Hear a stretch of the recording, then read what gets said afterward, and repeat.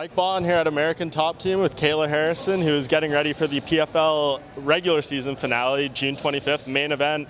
Cindy Dandois, what did you think of this fight when they brought it to you? Well, to be honest, I was not super pumped about it.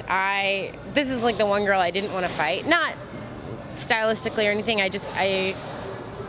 listened to an interview that she did where, I don't know, she has 6 kids and her mom just died of cancer and this is her last hurrah.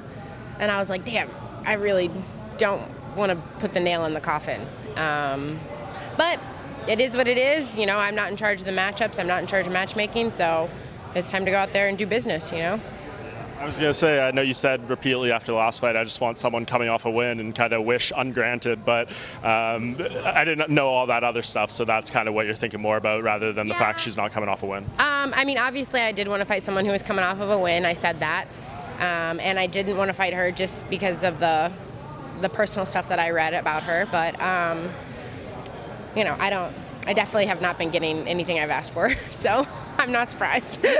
Right. So can you at least see some upsides? I mean, very experienced. She's someone who's been around the game. I mean, I sure see she has some tricks up her sleeve that kind of makes it a semi-interesting challenge. No, for sure. She's, you know, she's a game opponent. She's a veteran. She has a really good winning record. I think that she's also a judoka, so people are like, I don't know if she's going to stop your throws, which I say, good luck. But yeah, I mean, it's just another fight, another step on the path to my goals. And obviously a main event spot. I mean, does that mean anything to you? I'm kind of getting used to it, I imagine, at this point. Well, I would say it's about damn time, you know. I feel like I've been the face of the promotion for a while. I feel like the numbers don't lie, and my fights have the highest rating. So I should be the main event. I think that's, you know, pressure is a privilege, and it's a privilege I've worked hard for. And I know you said after the last fight, too, that you kind of pitched PFL and maybe making some changes to the bubble setup and these different things. Is there any feedback? Is anything going to be different, or is it the exact same circumstances? I think the bubble's going to be a little bit shorter this time, 12 days instead of 17. The quarantine, I think, is going to be shorter. Instead of 2 days, it's going to be 1 day.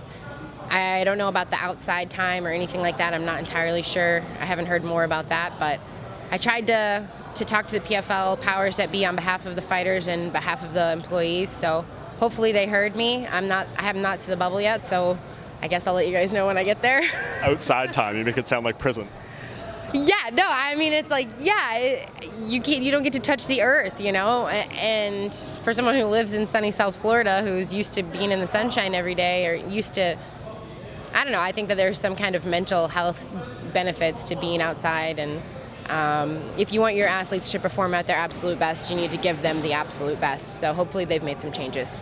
And interesting kind of narratives around this fight and around the season. We all kind of know that your contract expires at the end of this one, and then there's all this Dana White kind of back and forth. You know, he said his original comments, and then he flipped the script a little bit and said that, you know, he would welcome you in. What did you make of? I know you kind of talked a little bit about the initial comment. What did you think when he did that follow-up interview and kind of opened the door even more? I mean, I haven't thought about it too much. You know, it's like I said, I have a whole season ahead of me. I have this fight. I have the semis, and then I have the finals to prepare for, so I have a long road. But of course, you know, the UFC is the most prestigious organization in the world for a reason, and if I'm turning heads and I'm getting people like Dana White to talk about me, then I must be doing something right, so that's good. And obviously people at Bellator are talking about you too. I know Cyborg made some comments and everything. This must at least feel good. You're putting yourself very much in the narrative, the storylines with you know, the highest point you possibly can be right now. Yeah, I mean, that's always been the goal, right, is to be among the greats, not to be among them, but to be the leader of them. So if people like Cyborg, Dana, whoever are talking about me, that means I'm doing my job right, and that means I just got to keep doing what I'm doing, you know, work hard and make winning easy. Were you kind of baffled when Dana originally said, you know, like, is she ready? The people around her might not think she's ready to be here, et cetera, et cetera? Well, I mean, I called my manager and I said, what do you mean I'm not ready? But no, I think that he's a smart businessman. I think that he's been around the game a lot longer than I have and knows what he's doing. So he must have said that for a reason, but you know, my job is to go out there in the next few fights and put on a hell of a show and turn everyone's head and do it in a very dominant fashion and be so good that no one can ignore me. Sure. And this is coming up. I mean, you're getting to that point where the experience is starting to mount a little bit. Like, how comfortable are you at this point? Do you feel like that cage is your home and everything? Like, I've talked to some veterans, I remember very early in my days, and they're like, around 10 to 12 fights is when it really starts to all come together, and you're hitting that stage now. Do you feel like it's kind of starting to all blend, and you're kind of feeling this is exactly where you belong? Yeah, I think about my life has always sort of been in quads, every Olympic cycle, and the Olympic quad is over. I've been in MMA for almost 4 years now, or coming up on the end of it. So 9 fights in, I'm about to be 10 fights in. I think the beauty is also I get to fight so often, so that really helps. You have no choice but to be comfortable because you're just thrown in there over and over and over again. But yeah, no, the cage is definitely my home. It's my happy place. It's where I get to do what I love every day, and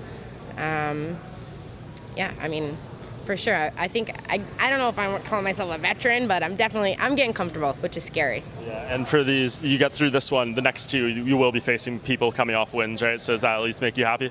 Yeah, obviously, yes. I want to fight the best, so.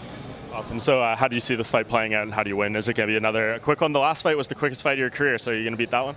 Oh, it was? I didn't even know that. It was. No, I mean, the goal is to go out there and instill my will, TKO, KO, or submission, but I'm not looking for like a quick finish or anything like that. I'm looking to go out there and continue to get experience and continue to prove why I'm going to be one of the best in the world. Awesome. Well, looking forward to it, Kayla. Always appreciate the time, and it's always great to see you. My pleasure. Thank you very much.